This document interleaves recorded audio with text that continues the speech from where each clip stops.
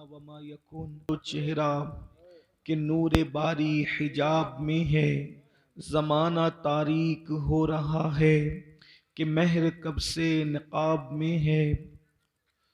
کھڑے ہیں منکر نکیر سر پر، نہ کوئی حامی نہ کوئی یاور، بتا دو آ کر میرے پیمبر کہ سخت و مشکل جواب میں ہے۔ خدائے قہار ہے غضب پر، کھلے ہیں بدکاریوں کے دفتر، بچا لو آ کر شفیع محشر، تمہارا بندہ عذاب میں ہے۔ کریم ایسا ملا کہ جس کے کھلے ہیں ہاتھ اور بھرے خزانے، بتاؤ اے مفلسوں کہ پھر کیوں تمہارا دل اضطراب میں ہے۔ بتاؤ اے مفلسوں کہ پھر کیوں تمہارا دل اضطراب میں ہے۔ آج کی یہ محفل دستار بندی کے موقع پر انعقاد پذیر ہے۔ اللہ پاک کی بارگاہ میں دعا ہے اللہ تبارک و تعالی ہم سب کی حاضری کو قبولیت کا شرف عطا فرمائے، اور ہمارے جتنے ادارے تنظیمیں بنام سنیت کام کر رہے ہیں، اللہ پاک سب کو دن 11ویں رات 12ویں ترقی عطا فرمائے۔ آیہ کریمہ کے قصے کی تلاوت کی گئی ہے، اللہ تبارک و تعالی اس کے متعلق مجھے حق کہنے اور آپ سب کو حق سن کر اس پر عمل کرنے اور اسے عام کرنے کی توفیق عطا فرمائے۔ بحیثیت مسلمان ہمارا یہ بنیادی عقیدہ ہے کہ مرنے کے بعد ہمیں اٹھایا جائے گا۔ یہ عقیدہ اتنا واضح ہے کہ تقریباً 70% قرآن اسی کی وضاحت کر رہا ہے۔ تقریباً قرآن مقدس کا 1/3 حصہ، قرآن مقدس کی 70% آیتیں اس عقیدہ آخرت کے بارے میں بار بار اس کو دہرا رہا ہے، اور مکے کے لوگ اسی کے منکر تھے۔ وہ ہڈیاں اٹھا کر کے لاتے اور کہتے کہ کیا محمد عربی کہتے ہیں کہ ان کے اندر جان پڑ جائے گی؟ جو ہڈیاں پگھل چکی ہیں زمین کے اندر، کیا ان کو پھر سے دوبارہ زندہ کیا جائے گا؟ قرآن نے الگ الگ رنگ میں مرنے کے بعد اٹھنے کی دلیلیں پیش کی۔ ایک مقام پر تو یہ فرمایا کہ جس نے پہلی مرتبہ پیدا کیا اس کو دوسری مرتبہ پیدا کرنے میں کیا حرج ہے؟ پہلی مرتبہ بھی تو اسی نے پیدا کیا۔ بلکہ کہیں پر فرمایا کہ تم لوگ انکار کرتے ہو، کیف تکفرون باللہ اموات، کہ تم انکار کرتے ہو، اللہ کا انکار کرتے ہو جبکہ تم مردہ تھے، پھر اللہ رب العزت دلیل دیتا ہے کہ پھر اس نے تمہیں زندہ کیا اور پھر تمہیں مارے گا، اور اللہ تبارک و تعالی پھر تمہیں زندہ فرمائے گا۔ الگ الگ انداز سے قرآن مقدس نے جو ہے وہ باعث بعد الموت کے عقیدے کو بہت وضاحت کے ساتھ بیان فرمایا، اور یہ ہمارا بنیادی عقیدہ ہے۔ جیسے اللہ کا انکار کرنے والا مسلمان نہیں رہ جاتا، ویسے مرنے کے بعد اٹھائے جانے کا انکار کرنے والا بھی مسلمان نہیں رہ جاتا۔ یہ عقیدہ آخرت اتنا ضروری ہے، اور کہیں نہ کہیں اس عقیدے کو ہم اپنے دل و دماغ کے اندر عملی طور پر مدھم کر رہے ہیں یا اس کو بھولتے جا رہے ہیں۔ پوری دنیا کے اندر آپ جائزہ لے لیں کہ جتنے بھی جرائم ہیں، جتنے بھی گناہ ہیں، سب کا جو بنیادی طور پر اس کی وجہ اگر نظر آئے گی تو یہ کہ انسان مرنے کے بعد اٹھائے جانے کا جو بنیادی عقیدہ ہے اس کو بھولتا جا رہا ہے، اس کو فراموش کرتا جا رہا ہے۔ اگر دنیا کے اندر بدکاری عام ہو رہی ہے تو کہیں نہ کہیں سب سے بڑی وجہ یہ ہے کہ مرنے کے بعد اٹھنا اور اٹھنے کے بعد جواب دینا، اس کا عقیدہ کہیں نہ کہیں دلوں کے اندر مدھم پڑتا جا رہا رہا ہے، اس لیے کہ جب ایک انسان یہ سوچ لے، اللہ اکبر، صرف ایک چھوٹا سا بچہ یہ سوچ لے کہ میرے امتحان ہونے والے ہیں، تو بچہ بھی بزرگوں سے ملتا ہے، وہ بچہ جس کا پورا عقیدتوں کا محور چاکلیٹ ہے، جس کی پوری محبتوں کا محور کھلونا ہے، لیکن جب امتحانات کے دلوں میں ملتا ہے تو اپنے بزرگوں کو کہتا ہے دعا کریے کہ میں پاس ہو جاؤں، دعا کریے کہ مجھے کامیابی مل جائے۔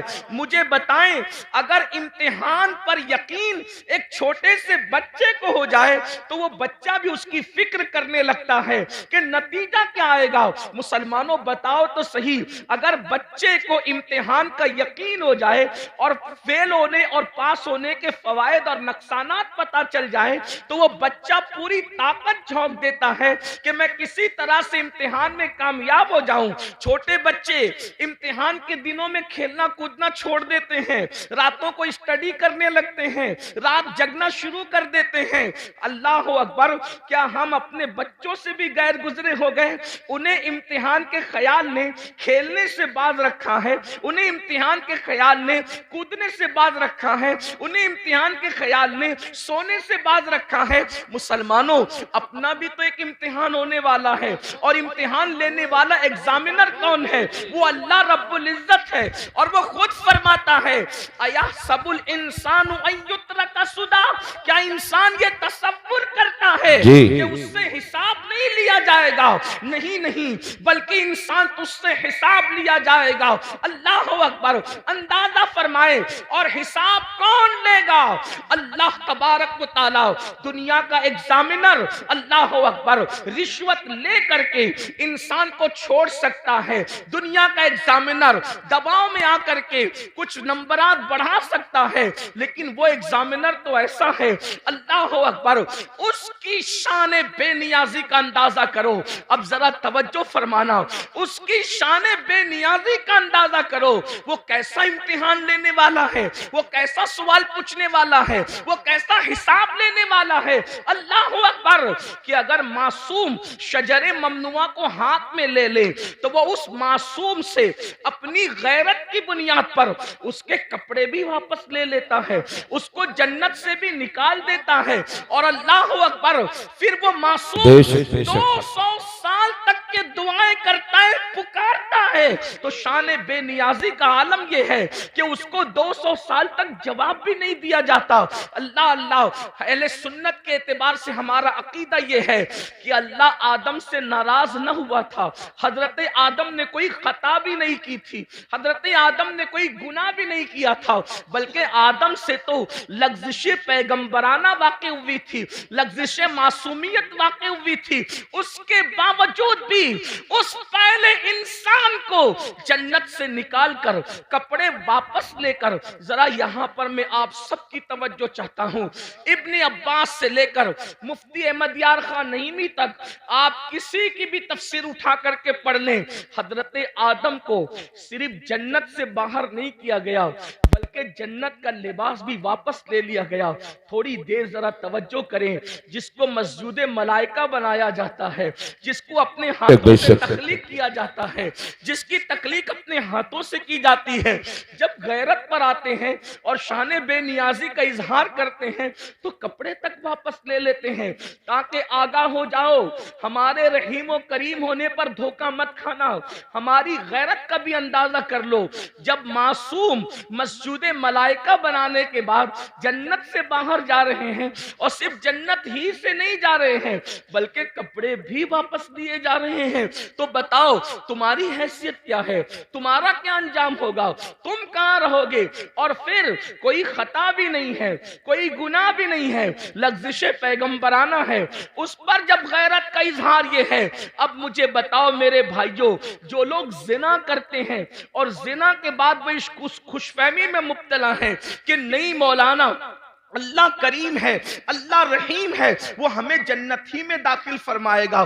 کوئی لڑکوں کے ساتھ بدکاریاں کرتے ہیں اور پھر یہ تصور کرتے ہیں کہ مولانا اللہ تو بخشنے والا ہے، وہ رحیم و کریم ہے۔ جو لوگ سود کے دھندے کر کے حرام لقمہ اپنے پیٹ میں ڈالتے ہیں، پھر بھی ان کا خیال یہ ہے کہ اللہ رحیم و کریم ہے، وہ ہمیں بخش دے گا، تو وہ یہ لوگ یہ سب چیزیں نہیں دیکھتے کیا کہ اللہ رب العزت نے پہلا انسان جو تمام نبیوں کا بابا ہے، جو تمام ولیوں کا بابا ہے، جو تمام صحابہ کا بابا ہے، یعنی سارے انسانوں کے جو باپ ہیں، ان کے ساتھ اظہار غیرت کر کے ہمیں متنبع فرمایا، ہمیں تنبیہ فرمائی کہ ہماری شان بے نیازی کا اندازہ کرو، وہی اللہ ہم سے حساب لے گا، رب تبارک و تعالی حساب لے گا۔ اب بتاؤ مسلمانوں، ہم نے حساب کی کیا تیاری کی ہے؟ اچھا پرچہ بھی آؤٹ کر بے دیا شک بے شک جی اللہ ہم سے کیا پوچھے گا؟ کیا کیا پوچھے گا؟ تو قرآن کہتا ہے فَمَن يَعْمَلْ مِثْقَالَ ذَرَّةٍ خَيْرًا يَرَهُ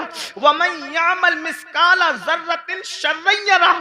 ایک ذرہ برابر نیکی کی ہوگی، اللہ تم سے وہ بھی پوچھے گا۔ ذرہ برابر جرم کیا ہوگا، اللہ تم سے وہ بھی پوچھے گا۔ آئیے مجھے ایک بہت پوچھنے پر بہت بڑی بات یاد آ گئی ہے، آپ سب کی توجہ چاہتا ہوں۔ بہت خوبصورت انداز میں آپ لوگ سن رہے ہیں تو دل چاہتا ہے کہ کچھ خوبصورت باتیں آپ کے سامنے کھولی جائے، کیونکہ آپ اچھے سے سن رہے ہیں، اس لیے کہ جہاں مجمع سننے والا ہو تو دل چاہتا ہے کہ کچھ دل کی باتیں کہی جائے۔ یوں تو سننے کے لیے سبھی آتے ہیں، لیکن آپ کا بڑا اچھا انداز ہے سننے کا۔ اللہ کس سے کیا پوچھ سکتا ہے، اس بارے میں کوئی بے نیاز نہیں، وہ کسی سے بھی کچھ بھی پوچھ سکتا ہے، کسی سے بھی کچھ بھی پوچھ سکتا ہے۔ اس سلسلے میں ایک روایت سیرت کی تمام کتابوں میں لکھی ہوئی ہے، اب بہت دھیان سے سننا، آنے جانے والوں پر دھیان دینے کی بجائے اب آپ میری گفتگو کی طرف دھیان دیں۔ سیرت کی کتابوں میں سب نے یہ واقعہ لکھا ہے، ابن اسحاق کو بھی لے لیں اور ان کے بعد سارے سیرت نگار، کم و بیش الفاظ کی کمی زیادتی کے حوالے سے، لیکن واقعہ یہی ہے جس کا مفہوم پیش کیا جا رہا ہے۔ لیکن میں جہاں سے پیش کر رہا ہوں آپ کے سامنے، وہ ابن منذری کے حوالے سے میں پیش کر رہا ہوں بطور مفہوم۔ اب غور کریں، اس روایت کے راوی ہے سیدنا صدیق اکبر رضی اللہ تعالی، افضل البشر بعد الانبیاء بالتحقیق، سیدنا صدیق اکبر رضی اللہ تعالی۔ یوں تو صدیق اکبر کی سے روایتیں بہت کم مروی ہے، لیکن صدیق اکبر سے جو روایتیں ہیں ان روایتوں کا بھی کوئی جواب نہیں۔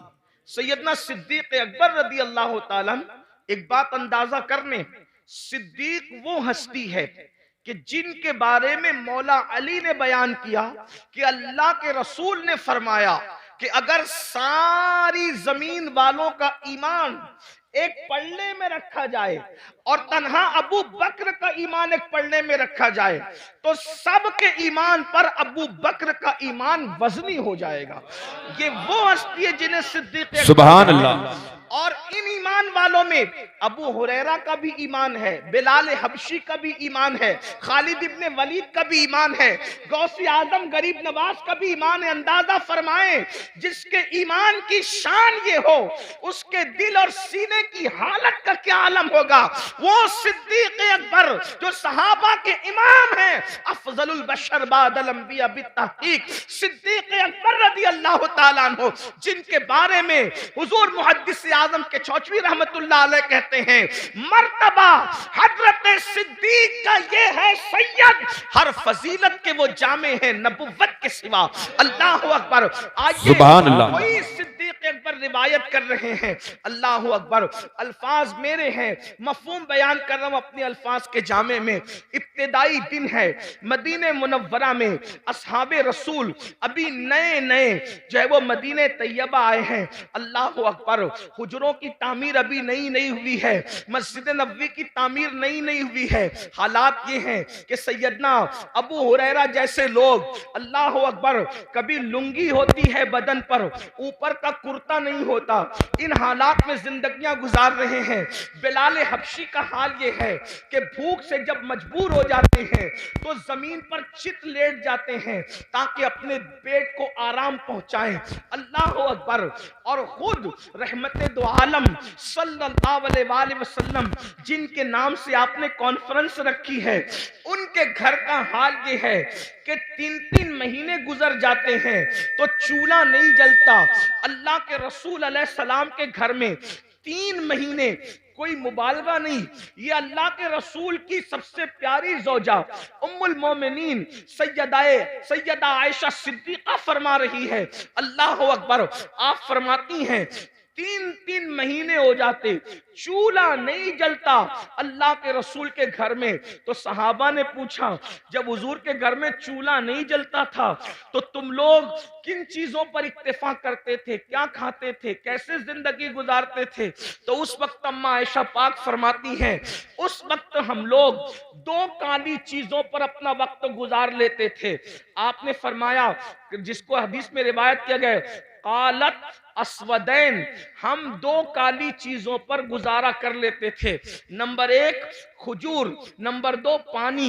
اسی حدیث سے استدلال کرتے ہوئے امام اہل سنت نے پانی کا رنگ جب پوچھا گیا تو آپ نے فرمایا کہ پانی کا رنگ کالا ہے، اس لیے کہ لوگ اب تک پانی کو بے رنگ سمجھتے ہیں، لیکن مفتی 4 ملت ام المومنین سیدہ عائشہ صدیقہ نے پانی کا رنگ خود متعین فرما دیا کہ پانی کا رنگ کالا ہوتا ہے۔ اس کی ایک الگ تحقیق، الگ تفصیل ہے، میرا عنوان وہ نہیں، لیکن ام المومنین کیا فرما رہی ہے، ہم 2 کالی چیزوں پر اکتفا کر لیا کرتے تھے، کھجور اور پانی۔ اللہ اکبر۔ اب آئیے، اللہ اللہ، حضور کے گھر کا یہ حال ہے۔ اس سے میں اپنے جوانوں سے یہ بھی کہنا چاہتا ہوں، یہ جو یو پی کی زمین پر 5 وقت دیہات میں اذان گونج رہی ہے، بہار، بنگال، شام، یمن، یہ جو زمینوں پر دیہاتوں میں بھی آواز اذان کی گونج رہی ہے، اس میں حضور علیہ السلام کی محنتیں کتنی ہیں؟ اتنی محنتیں کہ جس نے اپنے گھر میں 3 مہینے تک چولہا نہیں جلایا اور اسلام کی شمع کو جلانے کے لیے اتنی محنت فرمائی، ذرا غور تو کریں۔ اللہ اکبر۔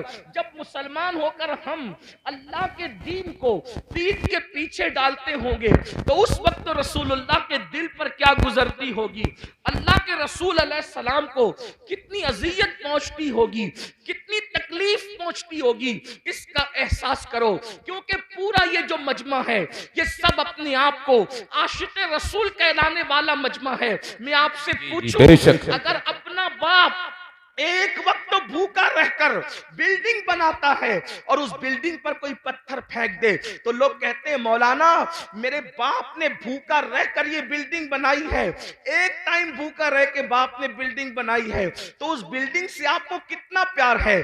یہ جو اسلام کی عمارت تمہیں نظر آ رہی ہے، یہ جو قرآن کی عمارت تمہیں نظر آ رہی ہے، یہ جو دین کی عمارت تمہیں نظر آ رہی ہے، یہ جو نماز، روزہ، حج، زکوٰۃ کی یہ خوبصورت عمارت تمہیں نظر آ رہی ہے، اس میں رسول اللہ نے 3 مہینے تک گھر میں چولہا نہیں جلایا۔ 3 مہینہ کس کو کہتے ہیں؟ اللہ اکبر۔ اگر واقعی عشق رسول سینوں میں زندہ ہے تو تھوڑی دیر کے لیے تصور کرو، ہم تو 3 ٹائم پیٹ بھر کے کھاتے ہیں اور موج مستی کرتے ہیں، جرائم کرتے ہیں، گناہ کرتے ہیں۔ سوچو، جس نے اللہ کے دین کی شمع کو جب جلانے کے لیے گھر کے چولہے بجھا دیے، اس رسول کے دل پہ کیا گزرتی ہوگی جب حضور کا کوئی امتی گناہ کرتا ہوگا۔ آج مسلمان کتنی سادگی سے کہتا ہے مولانا ہم لٹ رہے ہیں، ہم پٹ رہے ہیں، ہم تباہ ہو رہے ہیں، ہم برباد ہو رہے ہیں۔ میں ایک وجہ بیان کروں، جو قوم قبر انور میں اپنا نبی کا دل دکھائے وہ قوم لٹے گی نہیں تو کون لٹے گا، وہ قوم پٹے گی نہیں تو کون پٹے گا، وہ قوم تباہ نہ ہوگی تو کون تباہ ہوگا، وہ قوم برباد نہ ہوگی تو کون برباد ہوگا۔ لوگ کہتے ہیں کاش حضرت سلیمان علیہ السلام کی دنیا میں حکومت ہوتی تو آج کیا دن ہوتے؟ میں آپ سے کہوں اگر فرعون کی حکومت نہ بھی ہوتی اور حضرت سلیمان کی حکومت آج ہوتی تو آپ کو بتاؤں آپ کے ساتھ وہی کچھ کیا جاتا جس کے آپ مستحق ہے۔ کیوں؟ اللہ کو یہ کب گوارا ہے کہ اس کے محبوب کا دل ایک دن میں ہزاروں بار تم چھلنی کرو اور اللہ تم پر رحمتوں کی برسات برسائے، رحمتوں کی برکھا برسائے۔ مسلمانوں یاد رکھنا دنیا میں جو ہوتا ہے اللہ کی مرضی کے بغیر نہیں ہوتا۔ آج ہمارے گھروں سے دھواں نہ اٹھتا اگر ہم حضور کا دل نہ دکھاتے۔ ماں کا جو دل دکھائے مرتے وقت اس کی زبان پہ کلمہ نہیں آتا، ماں کا جو دل دکھائے وہ دنیا میں ذلیل ہوتا ہے۔ جب ماں کا دل دکھانے والے کا انجام یہ ہے تو رسول اللہ کا دل جو قبر انور میں دکھاتے ہیں، اپنے آپ میں ڈوب کر سوچو ایک دن میں کتنی مرتبہ میرے نبی کا دل دکھاتے ہو۔ جو رسول جانور کا بھی دل دکھانے سے منع کرے، جو نبی پسو اور مکھی پر ظلم کرنے سے منع کرے، جو رسول مرغی اور کتے اور بلی پہ ظلم کرنے سے منع کرے، تم اپنے نبی کا دل چھلنی کر رہے ہو اللہ اور پھر اس پر تم یہ تمنا کرتے ہو کہ یہ ہوگا وہ ہوگا۔ مسلمانوں سیدنا فاروق اعظم روایت کرتے ہیں جس کو فقیہ ابو اللہ سمرقندی نے لکھا کہ تم چھوٹے سے چھوٹا بھی گناہ کرتے ہو تو اس سے حضور کا دل دکھتا ہے، اس سے حضور کا دل اللہ اکبر سوچو۔ اللہ اکبر۔ اللہ قبر میں نبی کا اتنا خیال فرمائے کہ 70,000 فرشتے صبح کو بھیجے کہ شام تک تم درود پڑھو محبوب پر، اور 70,000 شام کو بھیجے کہ تم صبح تک درود پڑھو میرے نبی پر۔ اللہ خود بھی درود بھیجے، فرشتوں کو بھی درود بھیجوائے کہ تم بھی درود بھیجو، اور ایک بار جو فرشتہ آ جائے دوبارہ پھر وہ آ نہیں سکتا۔ اور ہم کیا بھیج رہے ہیں؟ زنا کے تیر، داڑھی مڈا کر تیر، گانے سن کر تیر، عورتوں پہ ظلم کر کے تیر، گناہوں کو کر کے تیر۔ سوچو جو قوم، ایسی بھی قوم دنیا میں کوئی گزری ہے جو اپنے نبی کا دل چھلنی کرے، نبی کے دل پہ نشتر لگائے؟ سوچو وہ دل، جس دل کا خیال قدرت کو اتنا ہے کہ صرف نظریں اٹھ جائے حسرت سے تو اللہ قبلہ بدل دے اور بتا دے کہ میں بے نیاز ہو کر تیری خوشی کے لیے قبلہ بدل سکتا ہوں، تو وہ بے نیاز ہو کر قبلہ بدل دے اور ہم مجبور اور غلام ہو کر اپنی زندگی نہیں بدل سکتے، زندگی میں تبدیلی نہیں لا سکتے۔ ہزاروں کی محفلیں جمع ہو رہی ہے تقریر سننے کے لیے، زندگی بدلنے کتنے آ رہے ہیں، زندگی تبدیل کرنے کتنے آ رہے ہیں۔ بس اتنا ہی عرض کرنا چاہتا ہوں، یہی تو ہمارا رونا ہے کہ ہم سب کے دل کا خیال کرتے ہیں۔ دکان بند کر کے شادی میں کیوں جا رہے ہو پتہ ہے؟ یار دوست کے بیٹے کی شادی ہے، میرا یار ناراض نہ ہو جائے۔ سمدھی کے گھر دکان بند کر کے میت میں اس لیے جا رہے ہو یار میرے سمدھی کے باپ کی میت ہے، کہیں وہ ناراض نہ ہو جائے۔ سمدھی کی خوشی کے لیے دکان بند ہو سکتی ہے، دوست کی خوشی کے لیے دکان بند ہو سکتی ہے، رسول اللہ کی خوشی کے لیے کیا نماز کے وقت دکان بند نہیں ہو سکتی؟ بتاؤ تو صحیح مسلمانوں، سب کی خوشی کا خیال کر رہے ہو، نبی کی خوشی کا خیال کب کرو گے؟ سب کے بلاوے پر جا رہے ہو، نبی کے بلاوے پر کب آؤ گے؟ یہ مؤذن جو 5,000 روپے کو تم نے رکھا ہے، یہ اس کی آواز نہیں ہے، آواز اس کی ہے، مگر وہ نبی کا نمائندہ بن کر تمہیں بلا رہا ہے۔ حی علی الصلاۃ، آؤ نماز کے لیے۔ اس آواز کو معمولی مت سمجھنا، اس لیے کہ وہ رسول اللہ کا مقرر کردہ نمائندہ ہے جو 5 وقت بلا رہا ہے، ورنہ اذان کا مقصد تو صرف اتنا ہی ہے، حی علی الصلاۃ، بس حی علی الصلاۃ کے علاوہ اذان کا مقصد کیا ہے؟ مگر اذان شروع کہاں سے ہوتی ہے؟ اللہ اکبر، اللہ اکبر، یعنی نماز کے لیے بلانے والا شروع کر رہا ہے، مجھے جس نے کھڑا کیا ہے، جس کا میں نمائندہ بن کر کے تمہیں بلا رہا ہوں، وہ کوئی معمولی ہستی نہیں ہے۔ اللہ اکبر، اللہ اکبر، اللہ سب سے بڑا ہے، اللہ سب سے بڑا ہے۔ ذہن میں سوال آتا ہے، جب اللہ سب سے بڑا ہے تو وہ ہے کیسا؟ اشہد ان لا الہ الا اللہ، اللہ کے سوا کوئی معبود نہیں ہے۔ اس کی نشانی کیا ہے؟ اشہد ان محمد رسول اللہ، محمد اللہ کے رسول سب سے بڑی نشانی ہے۔ بولنا کیا چاہتا ہے؟ حی علی الصلاۃ، آؤ نماز کی طرف، نماز کی طرف آؤں گا۔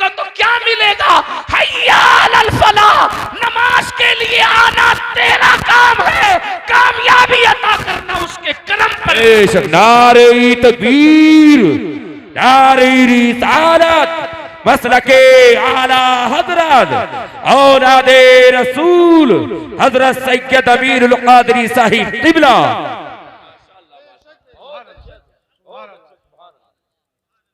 فلاح عربی لغت میں اتنا جامع لفظ ہے کہ ہر کامیابی کو یہ سمیٹ لیتا ہے، جس میں ہر کامیابی آ جائے اسی کو فلاح کہتے ہیں۔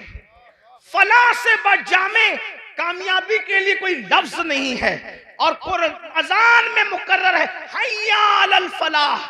دولت کی کامیابی چاہیے، نماز کی طرف آؤ، اولاد چاہیے، نماز کی طرف آؤ، عزت چاہیے، نماز کی طرف آؤ، بلندی چاہیے، نماز کی طرف آؤ، حکومت چاہیے، نماز کی طرف آؤ، تجارت چاہیے، نماز کی طرف آؤ، عمر میں برکت چاہیے، نماز کی طرف آؤ۔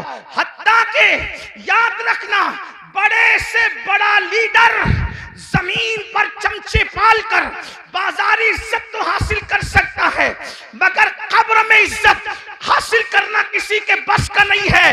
مگر نماز وہ عظیم سرمایہ ہے جس کو پڑھنے کے بعد آدمی قبر میں بھی عزت دار ہو جاتا ہے، شرط یہ کہ سینے میں عشق رسول ہو۔